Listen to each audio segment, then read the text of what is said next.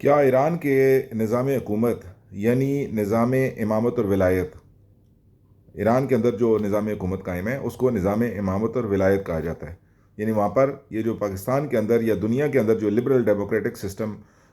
قائم ہے، وہاں پر یہ سسٹم قائم نہیں ہے۔ عوام کی آگاہی کے لیے یہ بتاتے چلیں کہ ایران کے اندر جو نظام قائم ہے، اسلامی نظام حکومت، اس کو عام الفاظ میں کہا جا سکتا ہے،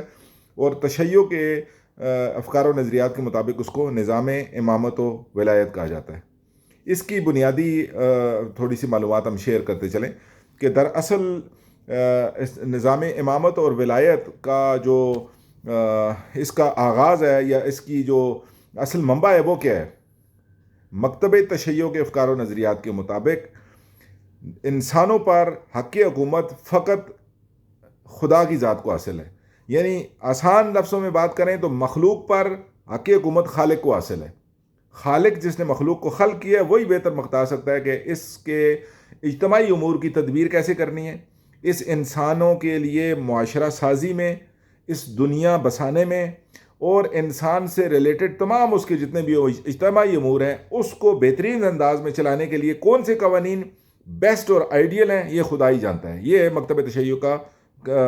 نظریہ اور فکر۔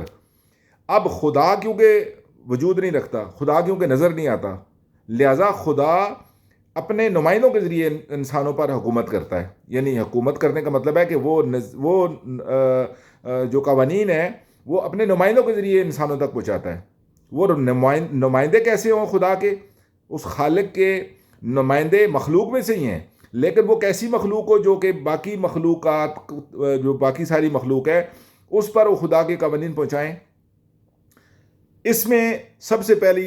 پہلی جو لیئر آتی ہے، جو ٹاپ موسٹ لیئر ہے، کہ خدا نے سب سے پہلے اپنا نمائندہ جن کو انتخاب کیا وہ انبیاء ہیں۔ کائنات میں پہلا بشر جس کو خدا نے حضرت آدم علیہ السلام کو خلق کیا، اور خلق کرنے کے بعد خدا نے اس حضرت آدم کو نبی بھی بنایا، کیونکہ خدا نے ڈائریکٹ پہلے ہی شخص کے ساتھ وحی کے ذریعے اپنا رابطہ قائم کیا، اس کو نبی بنایا اور اپنا نمائندہ بھی بنایا۔ قرآن میں خدا نے خود اس بات کا اظہار کیا وحی کے ذریعے کہ خدا نے حضرت آدم کو زمین پر اپنا خلیفہ بنا کر بھیجا۔ تو لہذا خدا نے معاشرے میں انسانوں کو جو زندگی گزارنے کا طریقہ ہے وہ اپنے نمائندوں کے ذریعے بتایا اور قوانین دے کر بھیجا، اور وہ نمائندے جو فرسٹ آف آل، جو ٹاپ موسٹ کیٹیگری میں، جو پہلی لیئر ہے، جو پہلی کیٹیگری میں آتے ہیں، وہ ہیں انبیاء۔ حضرت آدم سے سٹارٹ ہوتے ہیں رسول خدا صلی اللہ علیہ وسلم تک۔ ان اب نمائندوں نے، ان ہستیوں نے زمین پر آ کر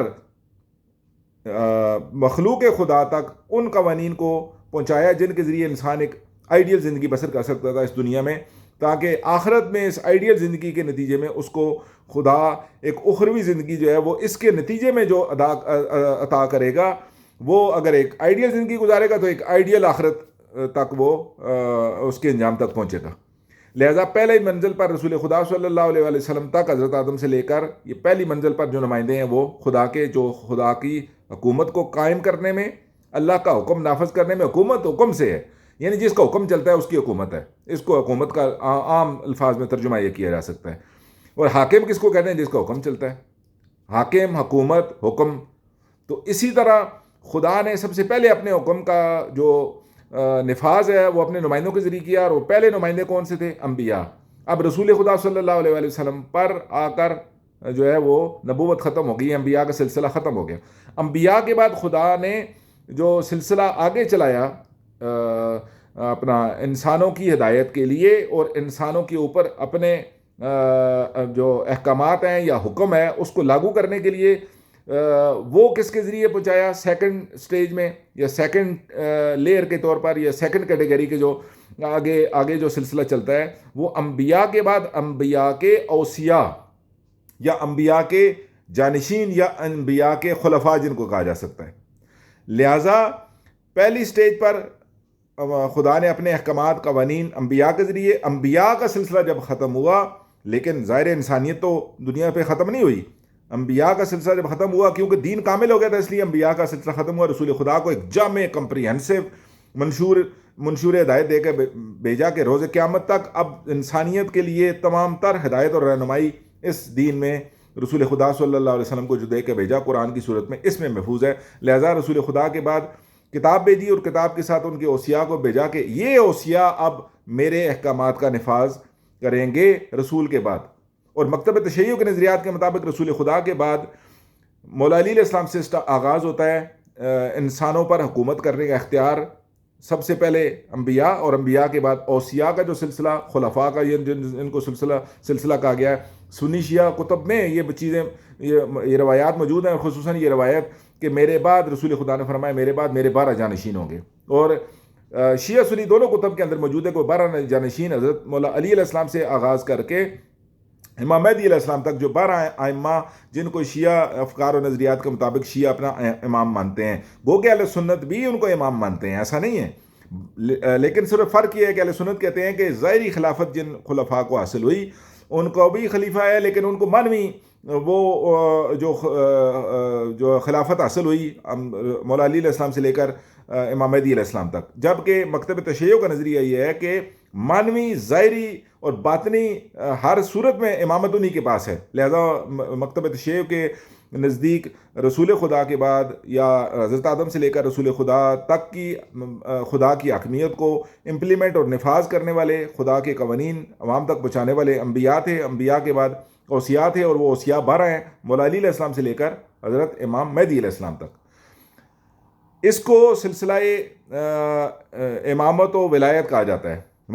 مکتب تشیع میں، گو کہ سلسلہ امامت حضرت آدم سے لے کر رسول خدا تک ہے امامت و ولایت کا سلسلہ، کیونکہ ولایت خدا کی ذات سے سٹارٹ ہوتی ہے۔ ولایت مطلق خدا کی ذات میں ہے، یعنی حاکم مطلق، ولی مطلق، ولی کہتے ہیں حاکم کو، سرپرست کو، جو انسان پر حق حکومت رکھتا ہے، جو انسان کی سرپرستی کرتا ہے۔ ولی مطلق خدا کی ذات ہے، یعنی خالق مخلوق کا ولی ہے۔ پھر خدا نے اپنی ولایت آگے انبیاء کے ذریعے دی، نمائندہ بنا کر ان کے، پھر انبیاء کے بعد ان کے اوصیاء میں خدا نے یہ ولایت چلائی، یعنی ولایت وہاں سے چلتی ہوئی ہے، لہٰذا وہ نظام ولایت ہی ہے۔ آغاز سے حضرت آدم سے لے کر رسول خدا تک بھی نظام ولایت ہے، اور رسول خدا کے بعد سے لے کر حضرت امام مہدی علیہ السلام تک بھی نظام امامت اور ولایت ہے، اور حضرت امام مہدی علیہ السلام کے بعد سے لے کر آج تک بھی یہ نظام ولایت ہے۔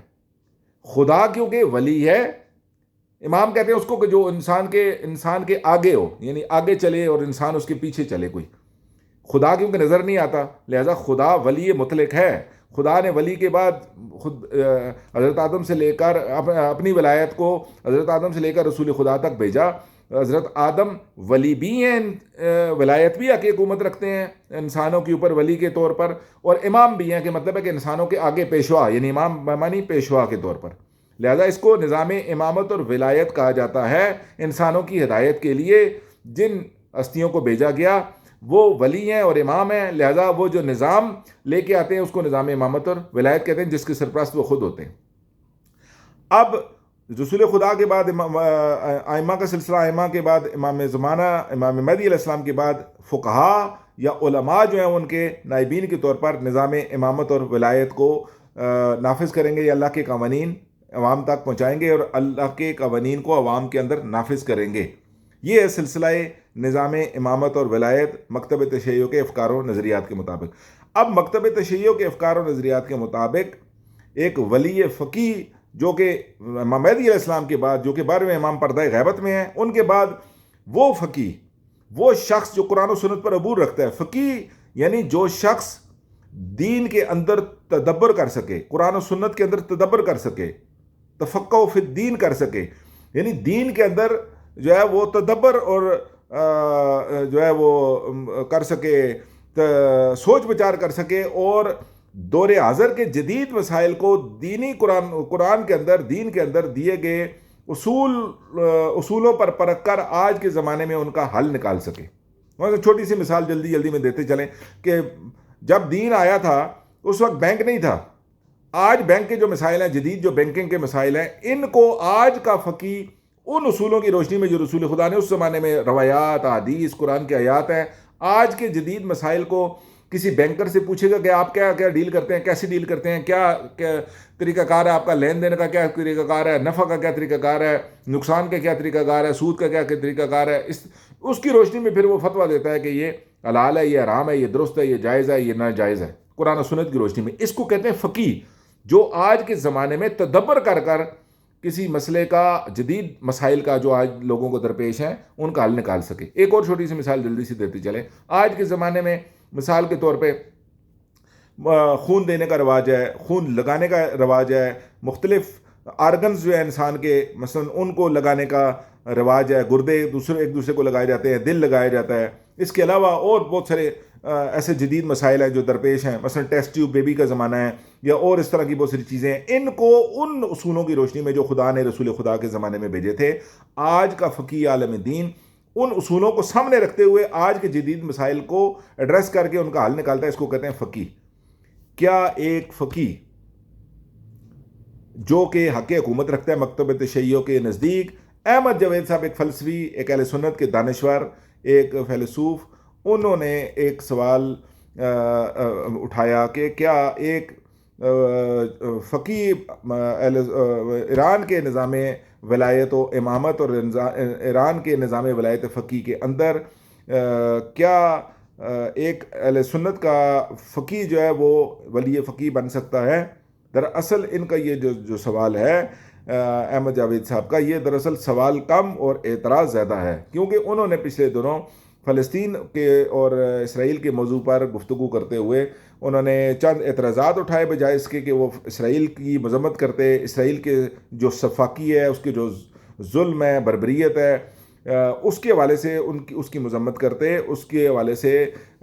وہ کوئی گفتگو کرتے۔ انہوں نے اس سارے قضیے کا مورد الزام ایران کو ٹھہرایا، اور اس کے بعد پھر وہ ایران پر گفتگو کرنے کے بعد تھوڑی دیر بعد وہ عمران کے نظام امامت اور ولایت پر گفتگو کرنا شروع ہو گئے۔ پھر ایران کے نظام امامت اور ولایت پر تنقید اور گفتگو کرنے کے بعد وہ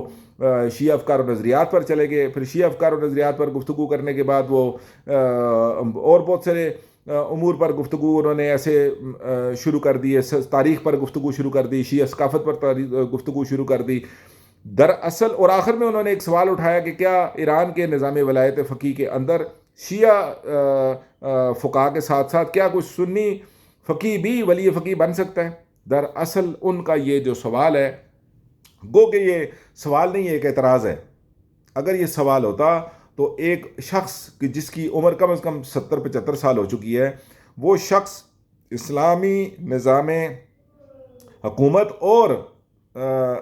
شیعہ افکار و نظریات کے نتیجے میں قائم ہونے والی نظام امامت اور ولایت یا نظام ولایت فقیہ کا نظام، جو کہ تسلسل ہے نظام امامت اور ولایت کا، یعنی امام مہدی علیہ السلام کے بعد جو فقہا نظام قائم کیا ہوا ہے، فقیہ نے جو نظام قائم کیا اس کو نظام ولایت فقیہ کہا جاتا ہے۔ اگر یہ شخصیت حقیقی معنوں میں ان کا یہ سوال ہوتا تو یہ اس سے پہلے اس پر کوئی جستجو کرتے، کوئی تحقیق کرتے، کتابیں پڑھتے، علماء مجتہدین کے ساتھ جا کر گفتگو کرتے، کوئی علمی پیاس بجھانے کے لیے اس پر کوئی تبادلہ خیال کرتے، مگر ایسا کچھ بھی نہیں ہوا۔ سمپل انہوں نے اعتراضات اٹھائے ہیں، گو کہ ان کے اعتراضات کا جواب دینا بنتا نہیں، کیونکہ انہوں نے اعتراضات بھی نہیں اٹھائے بلکہ اپنے بغض، حسد، کینے، اناد، دشمنی کا اظہار کیا کھلم کھلا۔ جس قدر انہوں نے گفتگو کی، بلکہ اعتراض کیے، انہوں نے اعتراض پر اعتراض کیا، جن میں سے ایک سوال ان کا آخر میں یہ اعتراض یہ تھا کہ کیا اس ایران کے نظام ولایت فقیہ کے اندر سنی فقیہ بن سکتا ہے ولی فقیہ؟ دراصل اس سے پہلے کہ ہم ان کے سوال کا جواب دیں، ہم ان کو متوجہ کرنا چاہتے ہیں کہ آپ کو نظام ولایت فقیہ کی الف بے کا بھی نہیں پتہ۔ اس وجہ سے ہم کہتے ہیں کہ آپ کا یہ سوال کا جواب دینا بنتا نہیں تھا، لیکن کیونکہ آپ نے لوگوں کے ذہنوں میں ایک سوال پیدا کر دیا ہے، ایک لوگوں کے ذہنوں میں بھی تشویش میں مبتلا کر دیے، اس لیے ہم اس کا سوال کا جواب دینا ضروری سمجھتے ہیں۔ پہلی بات تو یہ کہ آپ نے اس نظام ولایت فقیہ کو ایک فرقہ وارانہ اپروچ اور سوچ کے ذریعے اس کو سوچا ہے، اور اس کے نتیجے میں آپ نے یہ سوال وارد کیا ہے، جب کہ یہ سوال بنتا ہی نہیں تھا۔ کیوں؟ اس کی سب سے بڑی دلیل یہ ہے کہ اگر آپ کو حقیقی معنوں میں دین کا درد ہوتا تو آپ سب سے پہلے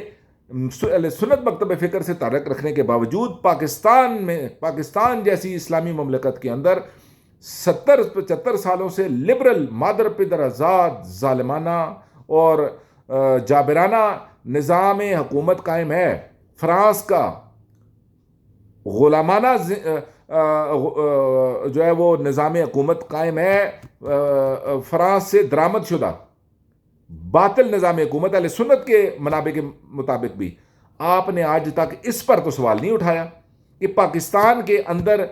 ایک اہل سنت ڈومینیٹڈ سوسائٹی کے اندر ایک اہل سنت عالم دین اور فقی کا حق حکومت نہیں بنتا تھا؟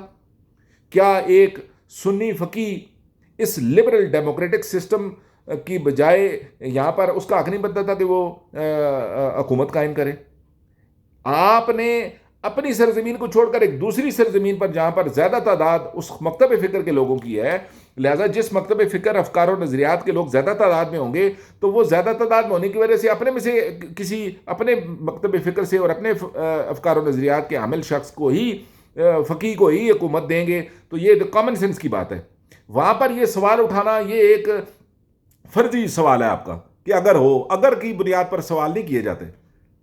گراؤنڈ ریالٹی یہ ہے کہ اگر اہل سنت کی تعداد پاکستان میں زیادہ ہے، جو کہ زیادہ ہے، تو یہاں پر اہل سنت نے مل کر اپنے کسی سنی فقی کو ساتھ دے کر اس کو اس کی حمایت کر کے اس کی مدد کے ذریعے اہل سنت کے فقی کا اسلامی نظام حکومت یہاں قائم کرتے اور آپ اس میں مرکزی کردار ادا کرتے۔ آپ نے نہ تو یہاں پر سوال اٹھایا اور نہ آج تک آپ کی 70-75 سال عمر ہوگی آپ کا کوئی کردار، کوئی آپ کے اس حوالے سے کنٹریبیوشن، نہ آپ کی کوئی تبلیغ، نہ آپ کا کوئی اعتراض جو کہ آپ نے ایران پر اٹھایا۔ یہ پاکستان کے لبرل مادر پیدر ظالمانہ جابرانہ نظام کے اوپر آپ نے آج تک اعتراض نہیں اٹھایا کہ ہم سنی ہونے کے ناطے، جب ہم سنی فکر کے ہونے کے ناطے، ہم سنی ڈومینیٹڈ سوسائٹی ہونے کے ناطے ہم لبرل لوگ ہمارے اوپر حکومت کر رہے ہیں۔ آپ نے آج تک یہ سوال نہیں اٹھایا، اور یہ بذات خود آپ کا یہ سوال نہ اٹھانا اور ایک دوسری سرزمین پر ایک خاص زیادہ تعداد میں جو کہ 90 سے 95% لوگ وہاں پر آباد ہیں ایک مکتب تشیع کے، وہ اگر اپنا نظام وہاں پر قائم کرتے ہیں اور اپنے فقی کا وہاں پر ولی فقی کے طور پر انتخاب کرتے ہیں تو آپ کو وہاں پر اعتراض ہوتا ہے، جبکہ پاکستان میں آپ کو کوئی اعتراض نہیں ہے۔ اس کو کہتے ہیں گھر میں عذاب اور باہر ثواب، یا اس کو یوں کہا جائے، آپ پر یہ محاورہ فٹ آتا ہے کہ اوروں کو نصیحت خود میاں فصیحت۔ یعنی آپ نے ایک ایسا اعتراض اٹھایا کہ جو سب سے پہلے آپ پر اعتراض بنتا ہے، اس کے باوجود ہم کہتے ہیں کوئی مسئلہ نہیں، آپ نے سوال اٹھایا، ہم اس سوال کا جواب دیتے ہیں۔ لیکن یہ پہلے، اس سے پہلے یہ تمہیدی گفتگو میں ہم نے آپ کو آئینہ دکھایا ہے کہ یہ سوال اٹھانا آپ کا بنتا ہی نہیں تھا۔ انگلش کا ایک محاورہ ہے کہ چیریٹی بگنز ایٹ ہوم، کہ گھر سے انسان آغاز کرتا ہے۔ وہ کہتے ہیں اول خواہش بعد درویش۔ پہلے آپ اپنے نظام پر سوال اٹھاتے، پھر کسی دوسرے پر اٹھاتے۔ پہلے آپ اپنے گھر کے اندر، پہلے آپ اپنے مکتب کے حوالے سے، جو کہ زیادہ تعداد ہے یہاں پر اہل سنت کی، تو یہاں پر فقی آپ کا، تو آپ کو چاہیے تھا اپنے فقی کے حوالے سے سوال اٹھاتے کہ ہمارے فقی یہاں پر حکومت قائمی کی نظر سے آپ اپنے لوگوں کو تنقید کا نشانہ بناتے کہ اے لوگوں، اہل سنت کے لوگوں، اے میری عوام، اے میرے مکتب فکر کے لوگوں، آپ نے اپنے فقی کو کیوں اس طرح جو ہے وہ راندہ درگاہ کر کے چھوڑا کہ وہ حکومت قائم نہ کر سکے، جبکہ ادھر مکتب تشیع کے لوگوں نے تو اپنے فقی کو بھرپور سپورٹ کی اور انہوں نے نظام قائم کر لیا۔ لیکن اس کے باوجود ہم آپ کے اس اعتراض کو درست مانتے ہوئے اس کا جواب دینا چاہتے ہیں کہ دراصل آپ نے نظام ولایت فقی کو اور ولی فقی کو فرقہ وارانہ آنکھ سے دیکھا ہے، فرقہ وارانہ رنگ چڑھا کے۔ کس طرح کہ فقی کا اگر آپ کو بنیادی ترجمہ بھی پتہ ہوتا کہ فقی کیسے کس کو ہیں، فقی جیسے کہ ابھی ہم نے بتایا کہ فقی کہتے اس کو ہیں کہ جو تدبر کرتا ہو قرآن و سنت کے اندر۔ اس میں شیعہ سنی کہاں سے آ گیا؟ تدبر کرنے والا شخص جو دور حاضر کے جدید مسائل کو قرآن و سنت کے اصولوں کے مطابق اور قرآن و سنت کے قوانین کے مطابق حل کرنا جانتا ہو، وہ اس کو فقی کہا جاتا ہے۔ اب اس میں نہ کوئی سنی کی تفریق ہے کہ نہ شیعہ کی تفریق ہے۔ اور دوسرا، آپ کو یہ بھی نہیں پتا کہ ایک فقی جب حکومت قائم کر لے، چاہے وہ شیعہ ہو یا سنی ہو، ڈیپینڈ کرتا ہے کہ اس کی جس سرزمین پر ایک فقی موجود ہے اس میں زیادہ تعداد کس مکتب فکر کے تعلق رکھنے والے لوگ ہیں۔ اگر اس کا ساتھ دیتے ہیں، اگر اس میں دوسرے مکتب فکر کے لوگ بھی ساتھ دیں اس کو، جیسا کہ ایران کے اندر اگر ولی فقی کی حکومت قائم ہے تو ان کے نیچے رہنے والے اہل سنت کے لوگ بھی ان کا ساتھ دیتے ہیں، اور وہ فقی کا جو بنیادی ذمہ داری، بنیادی رول جو کہ آپ بالکل آشنا نہیں ہیں، اس کا بنیادی کام، بنیادی ذمہ داری معاشرے کے اندر وہی ہے جو کہ رسول خدا کی تھی، وہی ہے جو کہ انبیاء کی تھی، وہی ہے کہ جو انبیاء کے اوصیاء کی تھی۔ وہ کیا تھی؟ وہ ایک سنگل پوائنٹ ایجنڈا تھا کہ عدل و انصاف کا قیام، اللہ کی حکومت، یعنی اللہ کی مکتب تشیع کے نزدیک اللہ کی توحید کے بعد جو سب سے بڑا دوسرا جو اصول دین ہے وہ ہے خدا کا عدل۔ یعنی نبوت سے بھی پہلے خدا کا عدل ہے، جس نے عدل کے نتیجے میں ہی انسانوں کے سامنے جو ہے وہ نبوت کو پیش کیا اور نبیوں کو بھیجا۔ لہٰذا عدل و انصاف کا قیام ایک فقی کی ذمہ داری تھی، جس کو آپ نے فرقہ وارانہ رنگ دیا۔ عدل و انصاف کا قیام، معاشرے میں الہی قوانین کا نفاذ، ظلم و ستم کا خاتمہ اور عوام کے اندر وسائل کی مساوی تقسیم، یہ ایک فقی کا کام تھا، فقی کی اصل ذمہ داری تھی، جس کو آپ نے فرقہ وارانہ رنگ دے کر آپ نے ایک اپنے بغض، حسد اور اناد کا مظاہرہ کیا۔ جبکہ اگر آپ کو فقی کا ترجمہ پتہ ہوتا، جبکہ آپ کو ولی فقی یعنی فقی کی حکومت، چاہے وہ سنی ہو یا شیعہ ہو، اگر ایران پاکستان کے اندر اگر کوئی فقی، کوئی عالم دین، اہل سنت بڑھ کر آگے اسلامی نظام حکومت کا قیام کرے گا تو شیعہ سارے مل کر اس کا ساتھ دیں گے۔ کیوں؟ ان کو پتہ ہے کہ اس نے اپنی فقہ نافذ نہیں کرنی۔ جس طرح ایران کے اندر سنیوں کے اوپر سنی آزاد اپنی زندگی گزارتے ہیں، اپنی فقہ پر عمل کرتے ہیں، اپنے ہاتھ کھول کے نماز پڑھتے ہیں، تمام تر اپنے جو عقائد، نظریات، ان کے فقہی جو معاملات ہیں ان کو بھرپور آزادی کے ساتھ انجام دیتے ہیں۔ اور وہاں کا جو ولی فقی ہے اس کا کام عدل و انصاف کا قیام ہے معاشرے کے اندر، قرآن و سنت کے مطابق۔ قرآن و سنت میں چور کی سزا، قرآن و سنت میں ظلم جبر کا خاتمہ، قرآن و سنت میں وسائل کی مساوی تقسیم، یہ شیعہ اور سنی دونوں کی مشترک تشریح ہے۔ لہٰذا آپ کو بنیادی طور پر اس نظام ولایت فقی کی الف بے کا بھی نہیں پتہ ہونے کی وجہ سے آپ نے اس کو فرقہ وارانہ رنگ دے کر یہ سوال اٹھایا کہ کیا ایران میں ولی فقی سنی ہو سکتا ہے؟ تو جناب والا، ایران کے اندر کیا آپ اپنی سرزمین پر تو سنی ولی فقی کو پہلے قیام عمل میں لائیں، تب آپ کسی دوسری سرزمین پر جائیں اور اس کا سوال کا جواب یہ کہ ہو سکتا ہے جب یہ، لیکن اس میں کوئی کباہت نہیں ہے کہ اگر نہیں ہے تو وہاں کے لوگ جس افکار و نظریات کے زیادہ افکار و نظریات کے حامل زیادہ تعداد میں لوگ ہیں، وہ اپنے جیسا اپنے افکار و نظریات کے حامل شخص کو فقی بنا لیتا ہے، اور اس میں کوئی چھمبے کی بات